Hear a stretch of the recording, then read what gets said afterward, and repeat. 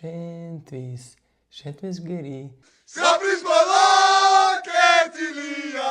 Ну что, вы соскучились по этой песне? Если честно, я очень и жду с нетерпением, как она на улицах Тбилиси будет звучать уже в ближайшее время. Ну и не только на улицах Тбилиси, и в Польше, и в других городах.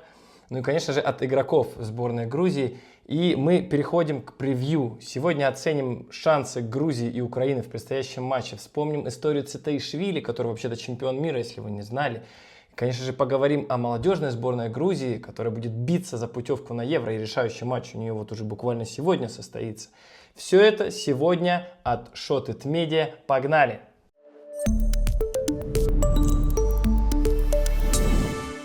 О, Господи, как быстро летит время. Оказалось, буквально вчера я бежал за вот этим автобусом со сборной Грузии по улицам Тбилиси и пытался поймать, снять эти моменты памятные после чемпионата Европы по футболу. И вот мы уже в третьем туре, где Украина принимает сборную Грузии, принимает в Польше. О составе сборной Грузии я уже очень много сказал, подробно его разобрал в отдельном видео, вот вы можете здесь перейти по ссылке посмотреть, если вам интересно. Ну и добавлю еще, что во всех моих видео есть субтитры на совершенно разных языках, в том числе и грузинском, и армянском, и английском, поэтому если у вас с пониманием моего русского есть проблемы, пожалуйста, переключайтесь на тот язык, на котором вам удобно смотреть. Ну, я по-прежнему борюсь со своей болезнью, поэтому бокал по-прежнему здесь. И давайте первый тост за ваше здоровье. Я уже сказал о том, что Лига наций продолжается, и если вы помните, первые игры были в сентябре, уже больше месяца прошло, вы, наверное, забыли вообще, кто там играет, поэтому давайте коротко освежим в памяти. Ну, матч сборной Грузии, я думаю, забыть невозможно. 4-1 против сборной Чехии, 1-0 в Албании. Грузия сейчас идет в своей группе на первом месте. И вот теперь сборная Грузии будет встречаться с неудачником этой группы, с командой Украины, которая билась, знаете, в каждом матче, но очков набрать не смогла и сейчас замыкает таблицу. Но вообще, что такое Лига наций? Почему нам должно быть это интересно? Давайте не будем забывать, что сборная Грузии на свой чемпионат Европы, где она о себе заявила во весь голос, попала именно через Лигу наций. И вот, пробившись через третий ранг этого турнира на чемпионат Европы, Грузия оказалась во втором ранге, где команды, как вы видите, посильнее, посерьезнее, но даже здесь, на этом уровне, у Грузии получается пока еще лидировать, и я верю, что есть шансы даже на первом месте финишировать. А что значит это первое место? И вообще, нужно ли обязательно занимать первое место? Давайте немного в этом подробнее разберемся. Открою небольшой секрет, не обязательно выиграть свою группу Лиги наций, поскольку, знаете, вот этот второй дивизион, он уже помощнее. А как вообще происходит распределение путевок на чемпионат мира? Ну, естественно, будет квалификация на чемпионат мира, жеребьевка будет в декабре, там мы узнаем соперников сборной Грузии, и те, кто в своих группах займет наивысшие места, естественно, квалифицируются на чемпионат мира. Но будет разыграно еще 4 путевки через вот этот самый плей-офф, как было и с чемпионатом Европы минувшим. И туда попадут, естественно, самые сильнейшие команды, которые в Лиге наций заняли наивысшие места. Но вы, естественно, понимаете, что, например, из первого ранга, где играет Италия, Испания, Франция, там наверняка команды и так квалифицируются на чемпионат мира. Соответственно, их места в плей-офф Лиги наций займут команды, которые были ниже, которые не выигрывали группы. Ну и велика вероятность, что вот из ранга Б, где у нас тоже есть неплохие команды, которые вполне могут напрямую квалифицироваться. Ну, я сейчас не только про сборную Грузии говорю, но и про другие команды. И вот в этом втором ранге наверняка тоже будут команды, которые квалифицируются напрямую на чемпионат мира, соответственно, освободятся места ниже. Почему это важно для сборной Грузии? Это значит, что даже если Грузия, предположим, сейчас наберет 10 или 12 очков по итогам 6 игр, но не выиграет группу по каким-то причинам, она вполне может попасть в плей-офф Лиги наций, даже заняв второе место. Если команда, которая будет стоять выше в группе грузинской, она в итоге попадет напрямую. Поэтому, друзья, главное побеждать, главное набирать очки, а вот все эти места, расклады, в общем-то, мы уже узнаем позже. Прежде чем мы будем говорить про какую-то тактику, вообще как будет играть команда Саньоля, давайте вернемся на несколько дней ранее, когда Вилли Саньоль давал такую большую пресс-конференцию, это даже было еще до приезда игроков в стан национальной команды. Давайте обратимся к цитатам Вилли Саньоля, зря что ли у меня здесь компьютер этот стоит, такие основные темы хотелось бы мне подсветить. После чемпионата Европы мне было интересно, как игроки встретят новый вызов в виде нового цикла. И ответ превзошел мои ожидания. Это Вилли говорит про старт сборной Грузии. Он не ожидал, что так резво стартанет команда с 2 побед и еще с такого разгрома против сборной Чехии. Но после этого он также говорит и про персонали. Например, про Жоржа Микаутадзе. Мы стараемся помогать по мере возможности, потому что хорошо помним, что он сделал для команды в последние годы. Это футбол, и за успешными периодами следуют неудачи. Я уверен, что он найдет решение. Ну, не знаю, можно ли назвать неудачным выступление Жоржа за сборную Грузии, например, в сентябре. Наверное, нет. Все-таки он забил против Чехии и неплохо играл в Албании. Но в Лионе, знаете, даже неудачи это не назовешь, потому что он там не играет, в принципе. И, наверное, может быть, сам факт того, что он не играет, можно считать неудачей. Но вот приятно, что Вилли Саньоль поддерживает своего футболиста. Ну а про новичка Георгия Гулиашвили, который, кстати, вот этот момент я упустил, по всей видимости, заменил Сабу Лабжанидзе, которого нет в этом составе. Я вот недавно пересмотрел заявку, а его нет, оказывается, да, не долетел из Америки. Ну, может быть, попросил он такой отдых, хотя я сомневаюсь. Все-таки играть за сборную сейчас это прямо честь.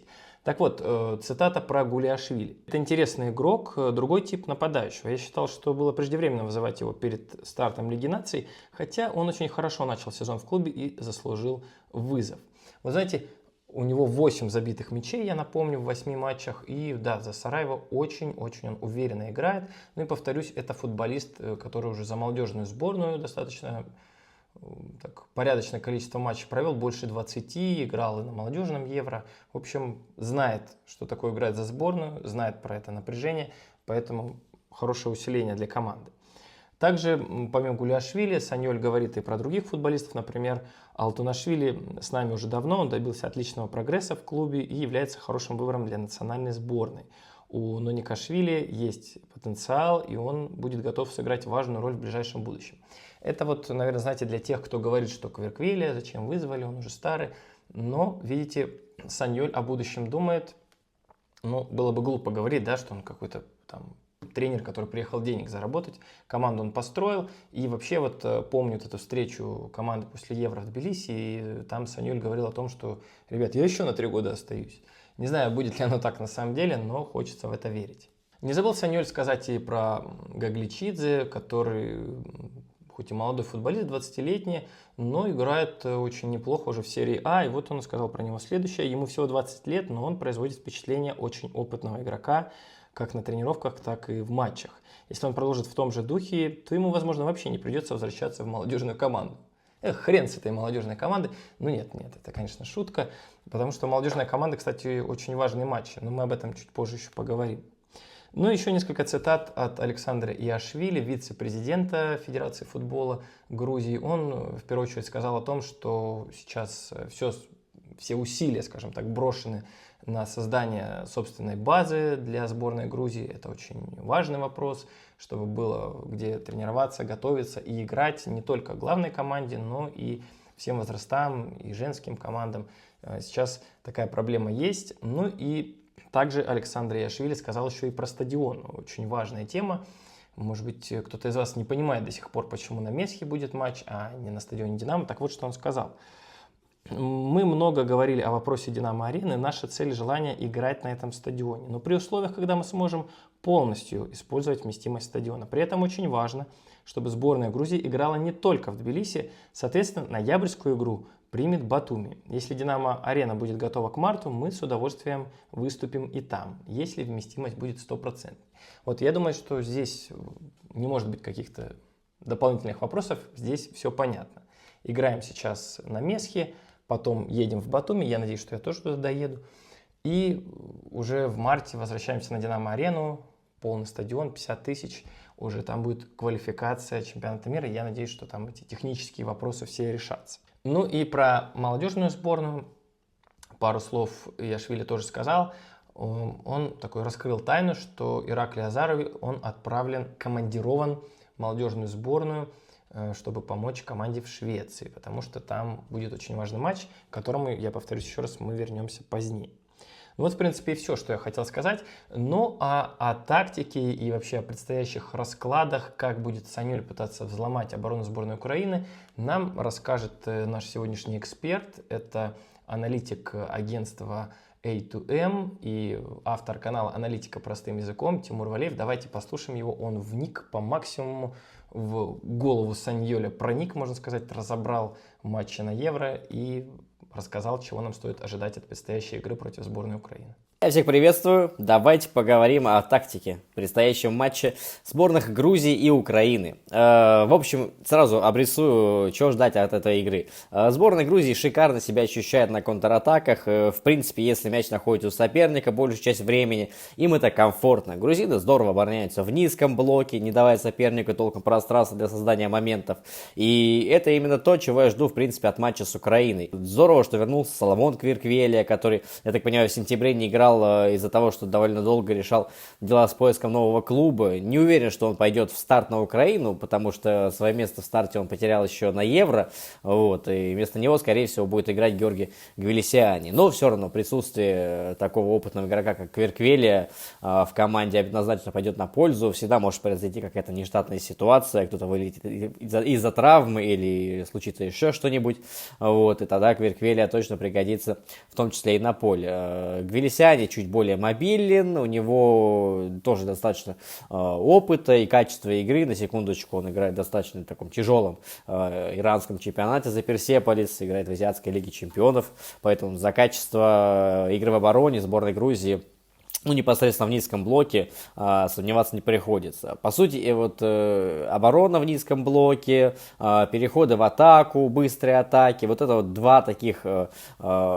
две фазы, которые у Грузии превалируют над остальными. Оба матча Лиги Наций стали символичными в этом контексте. То есть матч с Чехией полностью прошел на быстрых атаках. Все голы были забиты с быстрых атак, в том числе и пенальти, который заработал Хвичи. Хвичи это тоже была быстрая атака. Видно было, что матч складывается по достаточно комфортному сценарию для сборной Грузии. Соответственно, игра против Албании прошла в противоположном ключе. То есть она была очень некомфортна для Грузии, потому что албанцы сами отдали мяч и практически не настаивали на контроле. Поэтому играть в футбол приходилось в основном грузинам. И да, они создали немного больше моментов, чем албанцы, но в то же время вы, я думаю, сами видели, что гол никак не хотел приходить, и только, в принципе, исполнительское мастерство Кучерашвили позволило забить уже во втором тайме, а так грузины вполне могли закончить и без 3 очков. То есть вот это 2 матча, которые, в принципе, олицетворяют положение сборной Грузии в отношении с соперником, да, и в принципе как раз-таки против Украины я жду игру в таком формате, как это была против Чехии, потому что украинцы все-таки больше настаивают на контроле мяча, у них на бумаге гораздо более мастеровитые футболисты, хотя я бы хотел отметить, что состав сборной Грузии, он действительно, по крайней мере, старт, точно соответствует уровню, если не ведущих сборных всего мира, то, по крайней мере, крепких середняков, и, как по мне, это тот статус, который грузины здорово что заслужили, заслужили по праву. И в общем и целом, я думаю, что этим можно гордиться. Саша меня также попросил ответить на несколько вопросов из комментариев. Я сейчас буду их задавать вслух и сразу отвечать. Первый раз их читаю. Микоутадзе мало играет во Франции. Доверит ли Саньоле место в старте или ждем Дурико Давиташвили? Микоутадзе, честно говоря, представляет собой игрока, который такой, знаете, Хамес Родригес, потому что в клубе действительно сейчас у него дела не идут, за Лион он никак не может забить, при этом в сборной он плюс-минус стабильно забивает, не забил разве что в матче против Албании, но в общем и целом я уже сказал, что это игра, которая выбивается из общего ряда, поэтому Микоутадзе прекрасно себя чувствует на быстрых атаках, и я думаю, что он также сохранит место в старте. Зурико здорово проявляет себя сейчас в Сент-Этьене. Видно, что парень растет, переходит на новый уровень.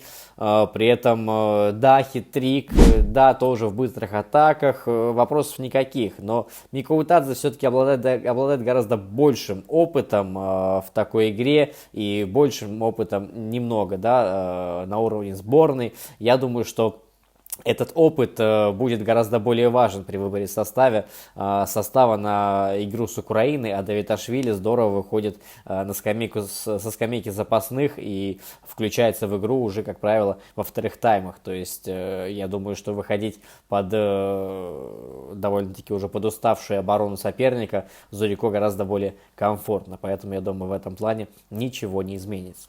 Рой Хвичи в сборной Грузии. Есть ли у него функции, кроме как забивать голы и отдавать пасы? Прекрасный вопрос. Ну, я не знаю, я надеюсь, что вы смотрите футбол не только по обзорам матчей, да, потому что, ну, у Хвичи гораздо больше функционала, чем только забивать голы и отдавать пасы, хотя, ну, на секундочку, так-то это уже неплохой функционал, я так считаю.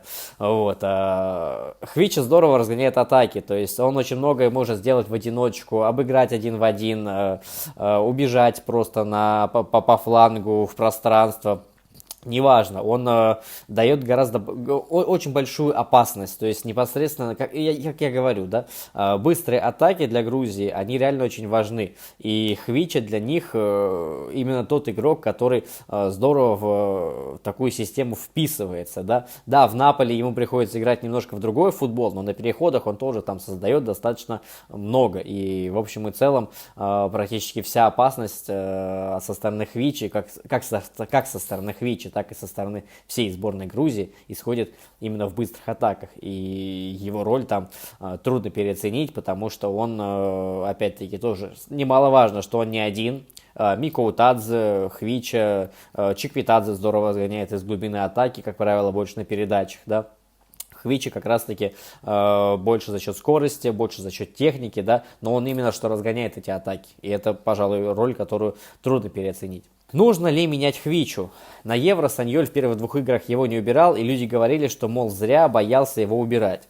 Если честно, у меня тоже после первого матча возникла такая мысль, что действительно Хвича не вошел в игру, его стоит убрать, и я действительно тоже полагал, что Саньоль опасался его убирать, потому что так или иначе Хвича для Грузии, ну, это огромная фигура, это игрок, обладающий большим влиянием, в первую очередь, на болельщиков, которые, соответственно, уже могут оказывать какое-то влияние на саму сборную. Тем не менее, Хвича доказал, в том числе по следующим матчам, которые тоже не всегда складывались удачно, да, то есть я помню только в третьем матче он здорово начал с первых минут, да, второй матч тоже складывался не очень удачно, но он смог переломить эту ситуацию на поле и в итоге дать очень много эффективных действий. То есть в этом случае я теперь уже, исходя из всего этого контекста, да, и в том числе, который видел Саньоль, глядя на то, как работает с Хвичей, то он понимает, что да, может у Хвичи может быть не очень удачные там первые 10 минут, следующие 10 минут, может быть, да, но есть момент, когда Хвича может включиться, то есть психологически, ментально это достаточно устойчивый игрок для того, чтобы иметь возможность включиться. Вопросы закончились, поэтому передаю слово Саше. Всем пока. Большое спасибо Тимуру, мне кажется, он все рассказал, здесь даже и нечего добавить, в общем. Ну, а я, наверное, скажу вам чуть-чуть про сборную Украины, что это за соперник, что от него стоит ожидать. Наверняка вы все смотрели матчи сборной Украины на чемпионате Европы. Кстати, я напомню, что Украина пробилась тоже через Лигу наций на чемпионат Европы. И, знаете, она не выигрывала свою группу, собственно, поэтому сейчас она встречается с Грузией. Со второго места они смогли попасть в раунд плей-офф, потому что, повторюсь, были команды, которые стояли выше. Вот я надеюсь, что на этом примере вы запомните, что можно и со второго места вполне попадать на крупные турниры через Лигу наций, если вот у тебя соперники достойны, если ты играешь, ну, скажем так, во втором дивизионе этой Лиги наций. Ну а что же было с Украиной? Я думаю, вы смотрели Евро, там был такой не самый удачный матч против сборной Румынии. Мне кажется, вот можно сказать, что сами себе привезли украинцы эти голы, там у румын все залетало, какие-то сумасшедшие дальние удары, 0-3 проиграли. И как-то было вообще все печально, потому что ожидания от Украины были, наверное, гораздо больше, чем от Грузии. Но в итоге Грузия выступила успешней. Хотя, знаете, Украина потом собралась, и со словаками вообще была волевая победа.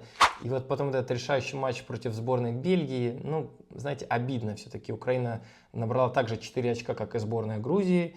И разница мячей может быть чуть-чуть похуже, но Георгия заняла 4-е место, и это помешало команде пробиться вообще хоть куда-то, хотя 4 очка, ну, можно было выйти из группы с этим результатом. И вот и получилось, что у сборной Украины в 3 матчах на Евро была всего 1 победа, и вот теперь 2 поражения подряд, а такого при Реброве еще раньше не было. И давайте немного поговорим о предыдущих матчах. Матч против сборной Албании. Также формально он был для Украины домашним, но играли на нейтральном поле. Если я не ошибаюсь, в Чехии он проходил. Это было так срежиссировано, чтобы команде лишний раз не перемещаться, потому что Лига наций сейчас сумасшедший график. Иногда, вот, знаете, смотришь, через 3 дня следующая игра, бывают какие-то еще длительные перелеты. Ну, в общем, с ума сойти. Мы еще увидим, что молодежка тоже получает больше отдыха даже, чем взрослая команда. Так вот, первый матч был против Албании. Вроде бы там первый тайм провалили, было 0-0. Потом даже забили во втором тайме, повели. Украинцы, ну, вот знаете, стандартные проблемы в центре обороны. Сначала со стандарта там не разобрались защитники. Потом убежали албанцы в контратаку, последовала передача с фланга через всю штрафную. Там получилось так, что 2 игрока сборной Украины между ног этот мяч получили. И в итоге второй мяч таким образом пропустили. Вратарь там уже был бессилен чем-либо помочь. Там просто вот на противоходе поймал игрок албанской команды. 2-1. Обидное поражение. Хотя, знаете, даже так взглянув на статистику, ну, не скажешь, что албанцы прям доминировали. Но, с другой стороны, вы знаете, я смотрел такой достаточно расширенный обзор. И, ну, вот не было какого-то внятного штурма в самом конце со стороны сборной Украины. Хотя вратарь вроде бы побежал, там даже боролся, прыгнул там. Чуть голову себе не разбил Трубин. Но в итоге команда уступила 1-2. И вот потом эта сборная Украины через 3 дня, как я уже сказал, встречается против сборной Чехии, которая получила по мордасам как следует от грузин в Тбилиси. Неожиданно это было для всех, ну, кроме, наверное, жителей Тбилиси. И вот Чехия возвращается домой, играет дома против Украины. И, конечно же, надо выиграть, надо реабилитироваться после вот этого 1-4. Игра получается такая яркая, с обилием голевых моментов. Я какую-то статистику вам здесь покажу, чтобы вы могли представить, как матч складывался. И вот знаете, в этой упорной борьбе опять там была такая нелепая игра рукой со стороны сборной Украины. И счет к тому моменту уже был 2-1, в итоге пропустили 3-й. Вроде бы как побежали, забили. И 3-2 опять уступили. Были ли шансы? Да, шансы были по количеству ударов. Там, ну, вот если мы опять пойдем в статистику, удары, передачи, все на стороне сборной Украины и владение мячом. Но реализация, голы, этого вновь не хватило. И вот мне кажется, что это какая-то проблема современной сборной Украины, потому что очень техничные футболисты, которые, как мне кажется, могут гораздо лучшую игру показывать, чем сейчас. Но к предстоящему матчу со сборной Грузии накладывается еще то, что большое количество травмированных футболистов, сразу 9 футболистов. И, ну, наверное, можно сказать, что 4 из них основных. Тут можно спорить конкретно, какие это фамилии. Но давайте я вам всех назову. Ермоленко, Зинченко, Степаненко, Малиновский, Цыганков, Миколенко, Брашко, Пихаленок и Лунин. Вот представляете, вот это практически целая футбольная команда. Вот все вот эти люди пропустят матч против сборной Грузии. Например, я сказал про 4 футболистов, да, то есть вот 4 из этих 9 футболистов, они выходили в стартовом составе на матч против сборной Чехии. Что будет делать Сергей Ребров вообще с этим составом, кого он будет там выпускать, ну, я не берусь предсказывать. Конечно, будет ему непросто все эти дырки как-то заполнять. Но, да, будет вот такой челлендж, и самое главное, что команде некуда отступать. Пусть Лигу наций, может, кто-то так и всерьез не воспринимает, но 3-е поражение подряд, ну, наверное, все-таки не простят Реброву. Поэтому я думаю, что команда его сделает все, чтобы победить. На фоне вот этих новостей про травмы, наверное, самая позитивная новость для сборной Украины, что презентовали новую форму от Adidas. Ну, не скажу, что как-то она выглядит революционно, но красиво, красиво. Давайте этот факт зафиксируем. Но не будем забывать, что на поле в матче Украина-Грузия выйдет сразу несколько чемпионов мира по футболу. Нет, это не какой-то пьяный бред, и у меня здесь не чача. Дело в том, что сборная Украины стала чемпионом мира в возрасте до 20 лет в 2019 году. И знаете, самое интересное, что один из этих чемпионов мира выйдет и в составе сборной Грузии. Георгий Цитаишвили, если вот вы не знали про него, он как раз-таки выступал за сборную Украины. Он сам родился вообще в Израиле, родители его в какой-то момент перевезли в систему киевского «Динамо», там он все эти ступени прошел, играл за разные молодежки и вот ждал до конца приглашения в сборную Украины. Я читал разные версии, кто-то говорит, что так он этого приглашения не дождался. Позднее случилось еще несчастье, в семье Георгия умер его дедушка, и вот Георгий потом узнал, что он очень хотел, чтобы все-таки Георгий играл за сборную Грузии. И вот в 2021 году Георгий уже принял это решение, он, скажем так, официально перешел в состав грузинской команды, сыграл на домашнем молодежном Евро, кстати, не последнюю роль сыграл, 2 голевых передачи в матче против Португалии, голевая передача в матче против Бельгии и заслуженный выход в плей-офф вместе с командой. И вот сейчас Цитаишвили, может быть, он еще не основной игрок этой сборной, но я думаю, это тот футболист, которого мы вполне можем увидеть на поле. Вот такая у него интересная личная история. Другими звездными игроками той сборной были Андрей Лунин, Данила Сикан, Валерий Бондар и Юхим Конопля. Извините, если где-то ударение неправильно расставил. Честно говоря, вот буквально, знаете, за несколько часов пытался разобраться во всех этих перипетиях, какие-то факты, может быть, упустил. Ну и пару слов о судейской бригаде матча. Судить игру будут австрийцы, главный реф Юлиан Вайнбергер. Он рассудит этот матч, ему 39 лет, и помогут ему Андреас Гайденрайх и Максимилиан Колбич. Вот такая судейская бригада. Напомню, что матч состоится 11 октября в 22:45 по грузинскому, тбилисскому времени в польском городе Познань. В заключение несколько слов про матчи молодежной команды. Если вы не знали, молодежка сейчас решает задачу попадания на чемпионат Европы. Молодежные 2025 года. В группе есть у Грузии Швеция, Нидерланды. Нидерланды, к сожалению, уступили 2 матча с общей разницей 1-6. Ну, не все там получилось, хотя боролись. Вот я смотрел матч ответный с Нидерландами, там даже забили гол, и в какой-то момент была надежда, что сейчас что-то получится, там был счет 1-2. Но нет, в итоге третий пропустили и проиграли.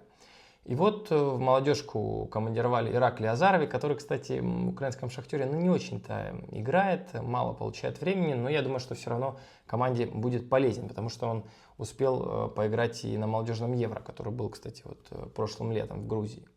И вот здесь матч против сборной Швеции. Какие тут расклады? У Грузии 16 очков, у Швеции 14. В принципе, Грузия сейчас идет уже на 2-м месте. Осталось 2 игры. Вот если шведам не проиграют, дома матч с Северной Македонией, выигрывай и все. 2-е место тебе обеспечено. Но вы знаете, если обыграть Швецию сейчас и потом еще обыграть Северную Македонию, то помимо вот этого гарантированного 2-го места есть шанс еще заскочить в топ-3. Там в отборе всего 9 групп, и вот, знаете, 3 лучших 2-х места, они сразу попадают, путевочку в Словакию оформляют, билеты им проштамповывают, забирают, в подарочек упаковывают и полетели. Но если вот не получится, то будет еще плей-офф, и плей-офф, ну, такой, знаете, не самый сильный. Мне кажется, что сборная Грузии после победы на той же Португалии и с Нидерландами, с Бельгией, ну, сейчас, если про молодежку говорить, там ничьи были, вполне по силам команды, как, например, Шотландия, Греция или Польша. А лидирует пока вот в этой таблице 2-х мест Англия, которая, на удивление, 2-я, да, хотя, казалось бы, играли вот в финале, в последнем, и даже выигрывали. Ну, вы знаете, там молодежные команды, они очень быстро меняются, поэтому там уже у Англии наверняка совсем другой состав. Если говорить про какие-то персоналии, то в составе молодежной сборной Грузии можно выделить Лашу Адишария, про которого мы говорили в прошлом выпуске с Акартвелло. Если, кстати, его пропустили, можете вот здесь посмотреть.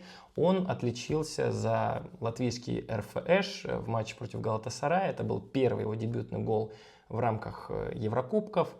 Я думаю, очень интересный футболист, который может помочь команде добиться результата. Сейчас вот, знаете, на каком-то даже он будет в подъеме таком эмоциональном. Еще хотелось бы отметить Георгия Квернадзе из Форзеноны и Ираклия Егояна из Витаса. У Егояна, кстати, 2 гола в 8 матчах Эрedivisie, что, в общем-то, очень даже неплохо. Ну и, конечно, грустные новости есть. Это потери Саба Сазонов. Вы знаете, у него тяжелая травма. Он команде помочь, к сожалению, не сможет. Лука Гагнидзе, у него перебор карточек. Он сможет сыграть только против Северной Македонии. Ну и еще один футболист, который пропустит из-за травмы матч, это Габриэль Сигуа из швейцарского Базеля. Знаете, что любопытно, даже если с Швецией не получится, вдруг там как-то парни перегорят, проиграют, есть еще один шанс, потому что Швеции играть против Нидерландов в понедельник. И, знаете, мне кажется, тут-то как раз-таки Нидерланды могут и помочь сборной Грузии. Не знаю, за хинкали или на Тахтаре. В общем-то, не так важно. Если Нидерланды обыграют Швецию, то у Грузии вот будет второй шанс. Надо будет обыграть сборную Северной Македонии, что мы все с вами знаем иногда не так просто, как кажется. Но, тем не менее, значит, что борьба будет продолжаться, поэтому с нетерпением ждем матча, следим за молодежной сборной Грузии. Хвича Кварацхелия. Хвича Кварацхелия. Вот такой плотный, насыщенный, как настоящий сванский клубдари, где-нибудь в горах вместе получился у нас этот выпуск. Я надеюсь, что вам было интересно, что вы насытились информацией и уже вот ищете трансляции матча молодежной сборной Грузии против Швеции.